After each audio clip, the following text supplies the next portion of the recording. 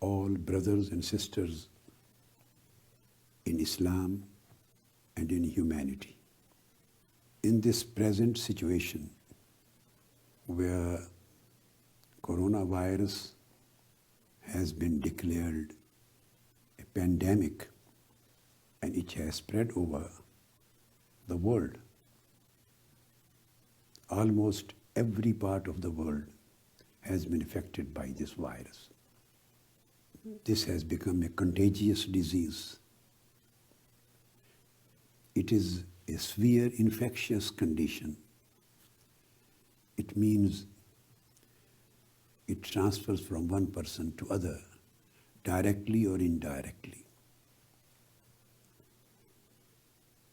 There are certain cares and precautionary measurements which are necessary to be taken by the people. There are some measures which have been already taken by the governments, by the states, by health organizations, and still there are some precautionary measurements and cares which are necessarily to be taken by the people themselves. This is a responsibility of every single individual regarding his own person or his family or his community or the whole society. In this small segment, I want to refer to some special instructions given by Holy Prophet sallallahu alaihi wasallam in this regard. In the old human history, around 10 viruses of this kind, which were contagious and which became epidemic or pandemic, they spread it in the world. One of these diseases was ta'un, plague. When we go through the literature, Islamic literature, and particularly the traditions of Holy Prophet sallallahu alaihi wasallam, al-ahadith an-nabawiyya and as-sunnah an-nabawiyya, see, we get very clear and categorical instructions in this regard.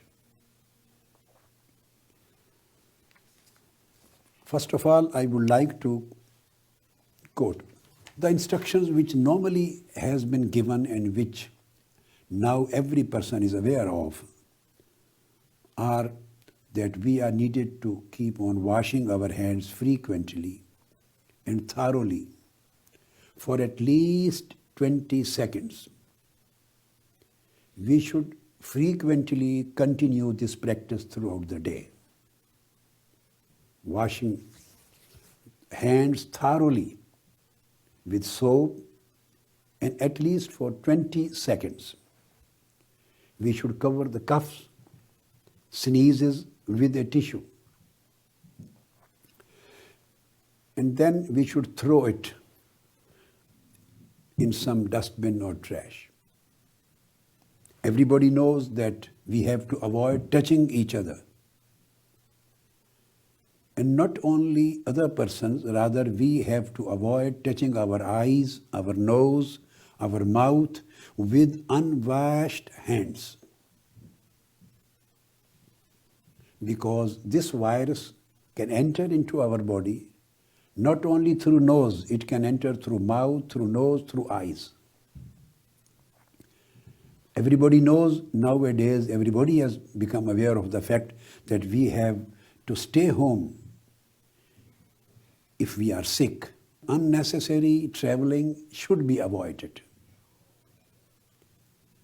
And we should clean and disinfect the surfaces and objects which people frequently touch. And we have to avoid the close physical contact with one another. We have to avoid the gatherings. This includes Jummah prayers and all other religious, social, or political gatherings, where there are possibilities of touching each other, possibilities of very close contact with each other, because this virus transfers from one person to other through this process. Now, all these precautions which we are getting now by the health organizations, by the governments, by the doctors, were very clearly and explicitly and categorically given by Holy Prophet sallallahu ta'ala alayhi wa sallam 1400 years ago. I'm quoting a hadith from Sahih al-Bukhari, and this hadith has been reported by Hazrat Sa'ad bin Abi Waqas. And Imam Bukhari has reported this hadith in the book of medicine and chapter of plague. Holy Prophet sallallahu alaihi wasallam said, إذا سمعتم بالطاعون بأرض فلا تدخلوها وإذا وقع بأرض وأنتم بها فلا تخرجوا منها. Holy Prophet sallallahu alaihi wasallam stated that if you hear of an outbreak of plague, yes, this was a virus, and it would carry the germs and carry the illness from one person to other, like coronavirus. Holy Prophet said, if you hear that there is an outbreak of plague in a specific land, in a specific country, in a specific city or specific area, Holy Prophet said, do not enter it. He stopped people entering in that city or that country or that area where a plague has already been outbroken. Then Holy Prophet said, if the plague breaks out in a place while you are in it, already you are in it, then Holy Prophet said, do not leave that place. Because if you leave that city or that country or that particular area, you will definitely carry the virus with you. And you will transfer this virus to other places or to other people who are already saved, who are not suffering from it. This hadith is narrated by Imam Bukhari, as I quoted,